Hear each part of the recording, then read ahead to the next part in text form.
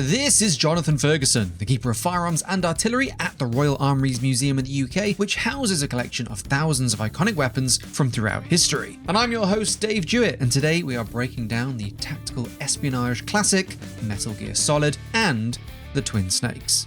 Right, I'm going to have to stop you here as well. There's nothing like the feeling of slamming a long silver bullet into a well-greased chamber. That is correct, yeah, that is what it says. I mean, they know what they're doing here, don't they? Oh, yeah. They clearly know what they're doing. And I can't help, as well as inwardly sniggering at that, I then have to take issue with the well-greased chamber. You don't want to be greasing your chambers. If you're going to go smart, be factually correct, is what I would say. We only want factually correct smart on this channel. I'm afraid so.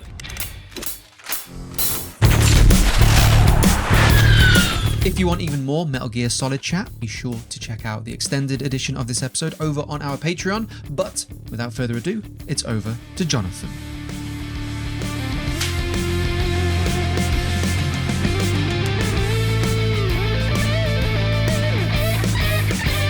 Here we go with some slightly pixelated graphics. Well, we're looking at Metal Gear Solid and Metal Gear Solid Twin Snakes. So we'll see the pixelated glory of the original PlayStation and the GameCube remake. Yeah. Before they started calling things remakes. Yeah, this is... I didn't have a PS1, but I did have Alien Trilogy, and the graphics are slightly reminiscent. However, they've done a lot with what they have. If you look at that Mark 23, and I think we should look at our Mark 23. Good. You found a SOCOM. That's a Special Operations Command pistol. It's a 45 caliber pistol with plenty of stopping power. It's also equipped with a LHM for nighttime combat. Plenty of stopping power? I suppose, yeah. I mean, it's a sort of a plus P loaded 45 round, so it's 45 ACP.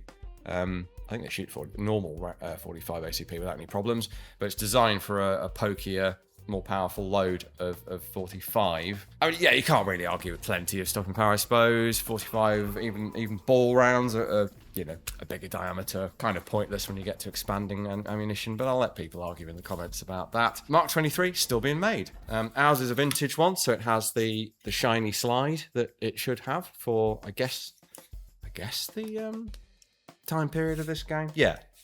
Definitely. My favourite association of this pistol, without the suppressor actually, funnily enough, is the old 1990s British Vampire series Ultraviolet, where these things were shooting carbon bullets with a specially designed and built LAM with a flip-up screen so you could see if you were aiming at a vampire or not. That's still one of my favourite props of all time. I'd love to get hold of one. I did pester the designer on the internet and I didn't get a reply. Sadly. Anyway, there are literally dozens of us that enjoyed that show, so let's move on. This is the first time that I can match with you on something, because yours has more stopping power than mine. I'd say so. Mine does have a LAM. It's not quite as effective as it's a bit more of a lame, isn't it, Dave? I love this thing for shooting people with BBs in the woods. This little cheeky airsoft number is it's quite right. This is a gift from my friend Gordon. It's an ASG Mark 23. As soon as I get the right holster for it, that'll be my sidearm next time I go out. That was going to be my next question. Have you got anything that will... A very kind individual lent me their Mark 23 holster for my Sunday game, because obviously with the suppressor and the LAM, you need a very specific clasp holster for it. I mean, it's a cool pistol. I think the fact that HK still make it tells you that a not insignificant proportion of the customers over the years have almost certainly been Metal Gear fans, I would say. Because it's by far its most known pop culture reference. Right, let's stick this back on and roll on. That pistol was designed specifically for use by special forces, so I think it will be useful. Some people find it a little heavy and hard to use, but it shouldn't be a problem for you. Is she flirting? Shouldn't be a problem for you with your manly hands. Oh, okay. That's the blockiest FAMAS I've ever seen in my life. I do wonder if some of the weapon choices were because they could only do blocky models. Because the Mark 23 with the LAM, basically a rectangle in this, you can get away with it. Same with the FAMAS. There's a lot of right angles and straight lines. I find those blurry eye sockets rather disturbing, but this is not an anatomy expert reacts. So perhaps you should get somebody in. Oh, what's with the blurred bum? That's because Meryl just stole the uniform. Why is the game, what, the pixelated bottom sticking up in the air? Was that always, that must be always there. That's not you pixelating that, is it? No, that's in Twin Snakes. After Meryl steals the uniform, either that guard, that genome soldier was going commando, or Meryl's also stole the boxer shorts. Is that a Japanese censorship thing? Or because in the old version, humor? you can see he's wearing his pants. Where in Twin Snakes, it's all blur. Oh, okay. That sounds like it might be a comedy thing. Anyway. So yeah, you can see the changes in graphics between the games. Another big change between the original Metal Gear Solid and Twin Snakes is you can actually aim in first person. Okay, I was thinking that Resident Evil style view seemed a bit clunky for an action game. Yeah, I think that's an important upgrade. And it gives us, of course, a shooter's eye view of the pistol as well. But important to keep the third person view, of course. That fits fine with the stealth thing. It's just if you are going not necessarily loud, but shooty. In this day and age, you want to be able to actually aim. Must be a thankless job designing remakes. A bit like making YouTube content.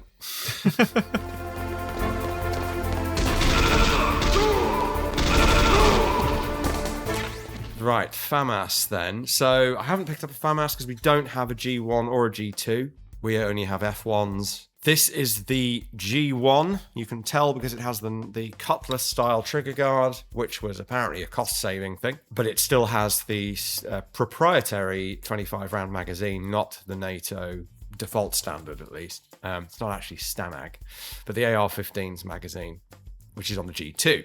This is around the time that the airsoft FAMAS variants were super popular, the electric guns. I used to pore over in catalogues and go, that's really cool, knowing nothing really about the FAMAS. As I suspect most of us didn't. Now, massive respect here for a very minor detail. FA-MAS is the correct form of the name. It's not FAMAS or one acronym. It's Fusil Automatique hyphen and then MAS for the factory designation. But credit in general to these games for getting so many details in. And right from the start, clearly. I assume they're heavily referencing airsoft culture at the time, as well as movies, of course. I would hazard a guess they went with the G1 because of the cool factor of the trigger guard. For the time the original game came out in 1998 as well, this would have probably been something cool and exotic that not many people were, especially in games. Definitely. The FAMAS in general wasn't particularly well known outside of France. People with gun books like me would have known about, at least known of it. But it's cool and futuristic already. And then the particular variant with that trigger guard. Alright, just pre-warning you of some Metal Gear Solid awkwardness coming up now. Don't move. That's the second time I've been able to sneak up on the legendary Solid Snake. There's really no place to address it in this kind of video, but a big plot point of Meryl is that you can tell who she is when she's in disguise by her bum. Interesting. I'm not going near that particular bit of social commentary. But we have equal opportunity bum, I guess, because we've got the guy with his naked bum in the air. So does that make it fine? Don't know. Discuss or don't. So you're the one that the boss keeps talking about. And you? Special Operations Foxhound. Revolver Ocelot. So this I guess is the original Revolver character gun casting guy that spins it like a gunfighter thing. Revolver Ocelot. It is a bit of a trope, isn't it? And kind of in real gun culture as well. Like forgive me for saying so, boomers, but boomers with revolvers. It's still just as good as a self-defense weapon. It's not though, is it? And it's kind of reflected in this guy saying 6 bullets is more than enough. It's not. Not that I have to worry about that, but people that do don't carry revolvers. And certainly not single action revolvers. I think that the real drawback of this thing is the need to thumb the hammer or to do the Hollywood fanning thing. Yeah, this is very much the trope of because he's using a revolver, that makes him better. He's more skilled. His skill with a revolver makes up for the technology gap of your automatic. Yeah, I mean, by default, if he's still alive at this age using that weapon, I guess. This is the greatest handgun ever made. The Colt Single Action Army.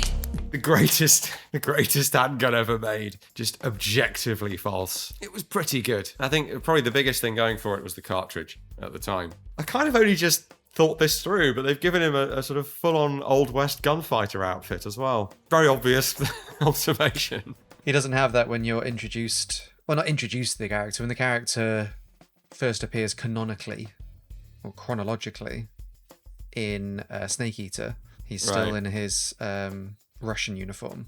Okay. And he doesn't do the meow in this one, I'm afraid to say. I was thinking it was a different character at first, if I'm honest. I mean, he looks so different. This guy is in his 60s minimum? Surely. Is there some timey-wimey shenanigans going on, or did they just sort of retcon him as a much younger character? This game takes place, like, 40 years after Delta, I think? 30 or 40 years. Okay. So, has Solid Snake been frozen, or does he have a really good plastic surgeon, or what's going on? We could get into this. Actually, Solid Snake. I've lost interest in my own question. Let's move on. Long story short, different snakes. Okay. Right. Snake is a code name. Like people try to say about James Bond, but they're wrong. Yeah. Right, I'm going to have to stop you here as well. There's nothing like the feeling of slamming a long silver bullet into a well-greased chamber. There's nothing like the feeling of slamming a long silver bullet into a well-greased chamber. That is correct. Yeah, that is what it says. I mean, they know what they're doing here, don't they? Oh, yeah. They clearly know what they're doing. And I can't help being me, but take, as well as like inwardly sniggering at that, I then have to take issue with the well-greased chamber. You don't want to be greasing your chambers. I mean, euphemistically, you probably do. But actually, you don't. With a couple of exceptions, like the Pedersen rifle, where you need... Well, even then, you're not lubricating the chamber. You're lubricating the cartridge case so that it extracts reliably. So, if you're going to go smart, be factually correct, is what I would say. We only want factually correct smart on this channel. I'm afraid so. Yeah, on a professional level, that's my view. What am I doing with my life at this point? Having a lot of fun, I think, at work. You can't argue with that. Yeah, it's really... It's still entertaining that during this gunfight, he's talking about loving the smell of cordite, that he loves the feeling of reloading during a battle. I'm like, are we engaging with a kink here, Ocelot? I came here to rescue hostages from your weird Saw C4 trap. I didn't agree to all this extra stuff. It's very strange how into this he is.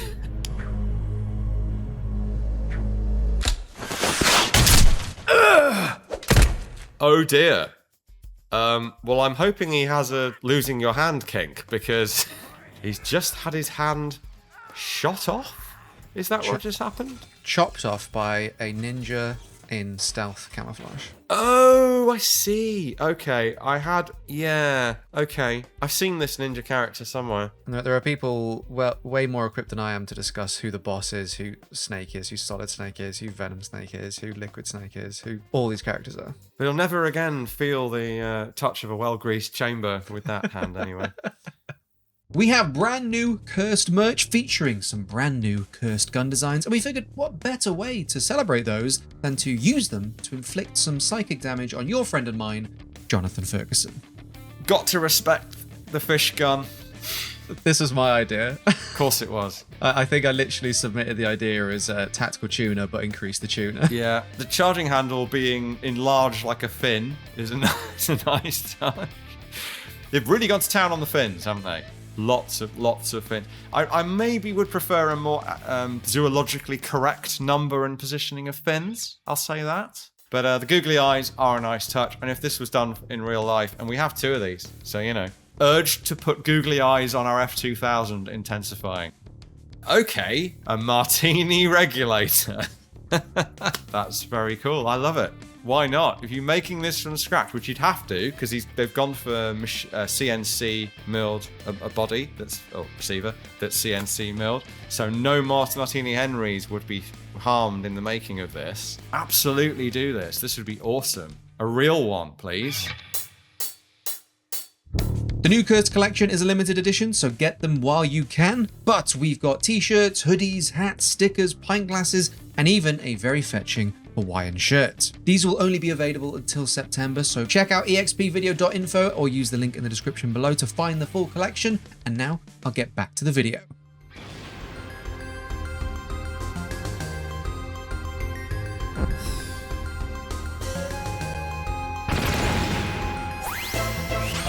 Right, this looks like some sort of sci-fi Stinger missile system. Ah. What the hell is going on there? The NIKITA is a steerable rocket missile system. Yes. That's a real thing, of course. Wire-guided missiles have been a thing for, well, since the 60s, I think. They don't fly that slowly, is the main thing I'll say. Those are remote-controlled miniature reconnaissance missiles, sometimes called NIKITA missiles. They've got CCD cameras in their nose cones. Oh, optically guided. So it's got a camera in the nose. That's also a thing. And of course, we see sort of the ultimate version of that with FPV drones, which were not a thing, of course, when this was conceived of. It is sort of terrifying how much future the Metal Gear series predicts. I like the way it's like sneaking up on the guy. A stealth missile. Like, I keep expecting it. Like he stops, it stops, and then it carries on. I had no idea this was a feature of this. You have to guide the thing through like corridors to disable security systems. It's very frustrating. That's nuts. I mean, they could have done it with a little sort of UGV robot on wheels or something, couldn't they? Or like a drone, like an RC plane, effectively, I suppose it would be then, since we didn't have quadcopters yet. It's just odd to do it as a missile. So in Twin Snakes, it becomes first person rather than the top-down view, which makes it even harder to guide. I bet it does, yeah. Do you not have the option of remaining in third person? No. But for the shooting, you can do it in third or in first. Is that right? Yeah, that's right. Yeah, I thought I didn't dream that. It's such a kind of subversion of the rocket launcher in games, though, isn't it? Like this is, I mean, yeah, they often fly slower than they probably ought to, and that's part of the challenge of the gameplay. But I've never seen something so slow and kind of almost puzzle. It's turning the thing into a puzzle game almost. It's really odd. When you think of the technology this would need to be able to sort of semi-hover, it's like the opposite of normal rocket launcher gameplay, where it's kind of quite slow moving. You've got to lead the target. Yeah, this is like, I never would have imagined. Why didn't you contact me? My codec was broken. Is that all? Shouldn't you just be happy we met up like this? How did you recognize me in disguise? I never forget a lady. So there's something you like about me, huh? Yeah, you've got a great butt. Oh, Jesus, here we go. I see. First it's my eyes, now it's my butt. What's next? On the battlefield, you never think about what's next. They're doing the James Bond thing, I suppose, aren't they? Yeah, with the femme fatale. But some of the chat is tough to get to sit through these days. It's very cheesy, but it's you know it's like anime dialogue. You should not lean rifles against things. Just saying. Where'd you get that Desert Eagle? I found it in the armory. It's a .50 caliber Action Express. We finally have another weapon that I happen to have. Isn't that gun a little big for a girl? Don't worry, I can handle it. Come on, use my .45. Listen, I've used a gun like this since I was 8 years old. I'm more comfortable with it than I am with a bra. Really? You've used one of these since you were 8? I like that he's there on a stealth mission and he's like, no, please take my suppressed 45. I will take your Desert Eagle for my sneaking mission. Yeah. Pause there. You know, it's funny. Those of us who are interested in firearms can be accused of fetishizing weapons, glorifying them, and by and large, I don't think that's the case. This is, though. This is almost literally fetishizing them. I mean, it's kind of tongue in cheek and done in a sort of self-aware way, but the kind of weirdly suggestive chat about guns is kind of intriguing and a bit weird. So this is quite a prominent weapon in the game, just based on this whole exchange The fact that she's used it since she was 8, which I'm still bewildered by. I mean, that's not physically possible, I don't think. You'd have to be a massive 8-year-old. You would. So if you never played the original game, you never got to experience the horror that was Psycho Mantis. No. It does... I tend to assume with these series of fairly wacky media that they got wacky over time. But this is really odd right from the start, isn't it? Oh, yeah. If anything, I think it gets less wacky over time. Yeah, don't really know what was going on there, but wouldn't be a popular culture gun game without the Deagle, would it? Excellent. That is a PSG-1, one of the best sniper rifles in the world. Now, this I knew as an iconic Metal Gear gun before I ever saw anything from it, except for maybe some screenshots. This and the Mark 23, referenced all the time. I think I can agree that it's one of the best sniper rifles in the world, if we factor in the fact that it is accurate and semi-automatic. A true sniper rifle in semi-automatic, like the Volta WA2000. In fact, they both emerged from the same requirement at the same time. It's hard to convey. Those of us who only know it from games, or maybe from the airsoft version, how incredibly hefty this thing is. You can see how thick that barrel is, and that's really the main reason. So G3 derived, but substantially altered to accurize it, of course. They had the advantage of not having reciprocating gas parts by default because the G3 didn't work that way. Sculpted grip with the adjustable handrest. We've got an adjustable shoe on the trigger. That buttstock there. Something this game introduced that remained through the franchise is during the sniping sections, you were encouraged to take drugs to steady your aim. In the original Metal Gear, you were popping diazepam to stop your hands from shaking. Wow, interesting. And I know Solid Snake is, genetically modified and full of nanomachines, but you shouldn't be popping packs of that stuff. Probably not. And also not a thing I've ever read about or heard about. The opposite was certainly used. Amphetamines. Definitely used. They're in escape and evasion kits. They're obviously used by pilots and aircrew quite a lot. For when you want to be a Finnish skier that really gets to where it needs to go. Until I kill you, you're all I'll think about. Thanks.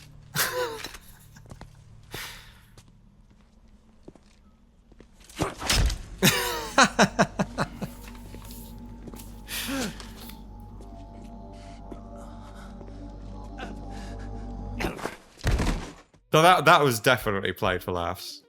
So this scene wasn't in the original game. In Twin Snakes, they added a few extra cutscenes for, let's call it, dramatic effect. This one I really enjoyed.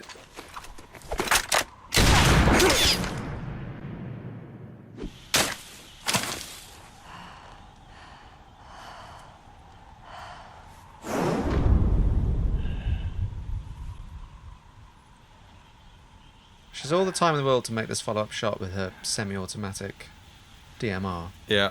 Instead, Snake takes the opportunity to do a backflip and kick his gun up into the air. Oh my word.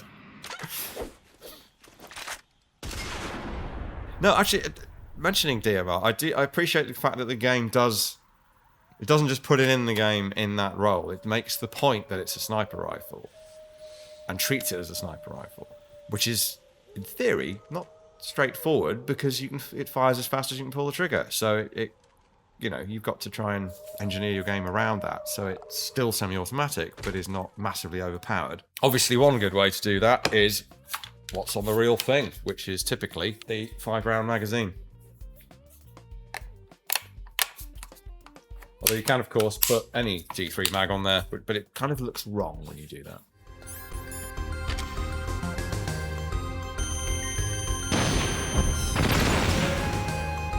So if the other thing looked a bit like a Stinger, this is actually a Stinger. Or pretty close anyway. We haven't got one, unfortunately. The only guided weapon system we have, unless you count an off-route mine that we picked up, is an SA-7, which I don't think we've ever got on camera. I should do that.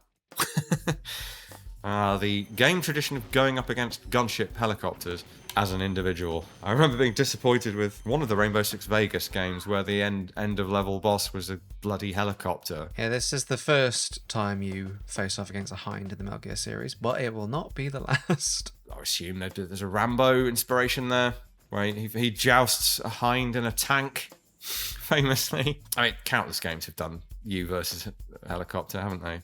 Another extra cutscene that was added for Twin Snakes, which really, I think, encapsulates the energy of the Metal Gear series.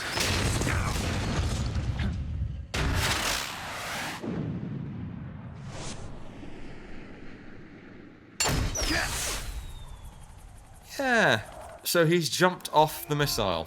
Yeah, jumps off the Hind missile and then mid-air stinger shot with an explosion behind him. What's more action movie than that?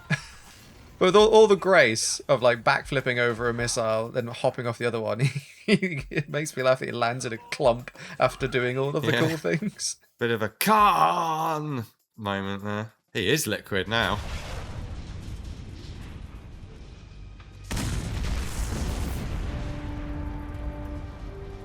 That takes care of the cremation. Yeah, he beat me to it there. So this is during a boss fight against the character called Vulcan Raven. It's kind of an excessively cool name, isn't it? It's a very cool name. One of those would have done. You don't need both. Well, with his name being Vulcan Raven, have you got any prediction of what his weapon of choice might be? Wow. I did wonder. And we do have one with an enormous ammunition canister, but I can't. Yeah, I'm not going to ask you to wheel that in. In theory, it's doable, but it might take a while, and I'll probably take out a few racks on the way. I think we've got footage of me taking laps around it because it's so big. Well, definitely use that. One day I'll have to wheel it into this room to film with, but this particular corner, I think we'd struggle, and I'd need some help. But yeah, so I guess in this case, that giant ammo container is part of the idea that this is not just a minigun, this is something bigger, more powerful, because they don't normally worry about ammo. And the sheer proportions, obviously, of the gun, it's pretty huge. I don't think it's huge enough to be an M61, though. Might not be far off, depending on how enormous this guy is. Oh, he's a fair unit. Yeah, okay. That maybe is probably about 75% the size, I think. I don't know, maybe just shoot him while he's standing there. Have you thought about that? Blood from the East. Your ancestors too were raised on the barren plains of Mongolia. Oh, really? Excellent opportunity to point out that Genghis Khan, How the Mongols Changed the World, is open at the Royal Armouries Museum in Leeds until November. There are no guns in it, unfortunately, due to a lack of disappointing lack of time travel. Due to history, brackets, general. What's going on now? Yeah, I never really understand why they went on a tangent about, like, ear-related combat sports. This is how I feel when I'm, like, accidentally info dumping. Like, my autistic brain is just, like, reeling off random bits of unnecessary information. I think I'm a Metal Gear character. This game was made with the help of a local library, I would say. You've got Jane's infantry weapons on one shelf. They've got all the world's birds on another. They've got Guinness Book of Records. You can tell what Kojima's hyperfixation for that week was by what made it in the script. Yeah, it is fascinating. But hey, I love this series, and you can't say it's not unique. I do have another bit of criticism for the gun, though, and that's the rate of fire and sound effect.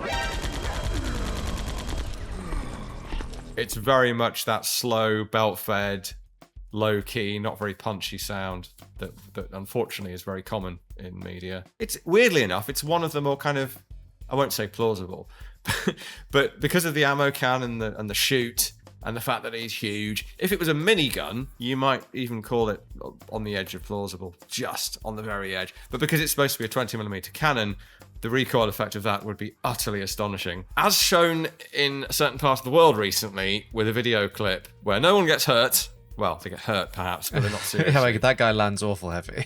And a guy burns his hand, so someone did it. You know the one.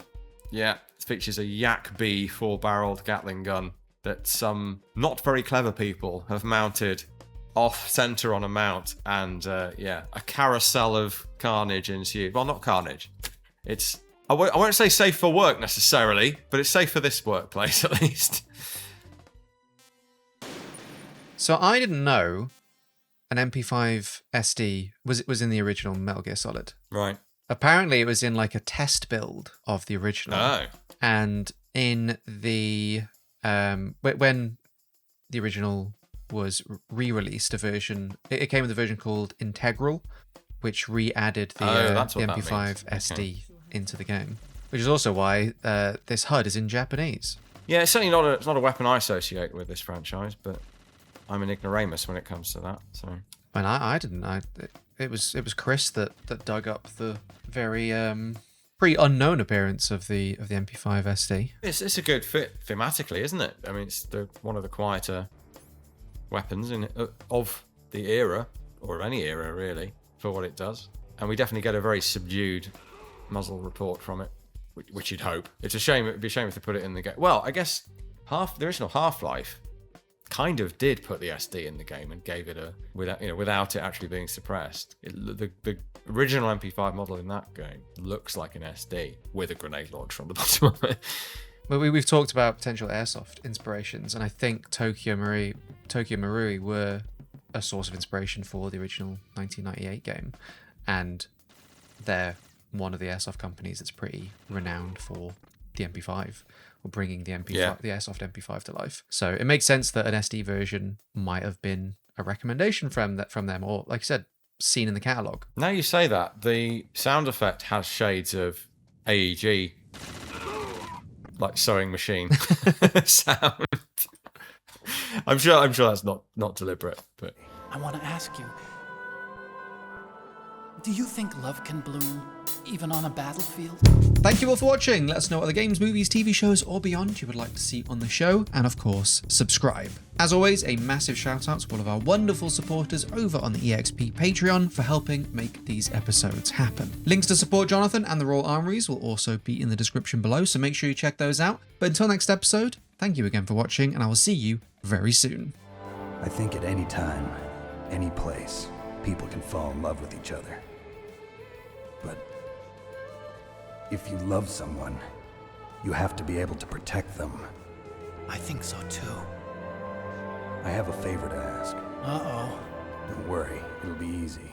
I told you before I don't want to hurt anyone. I don't want you to either.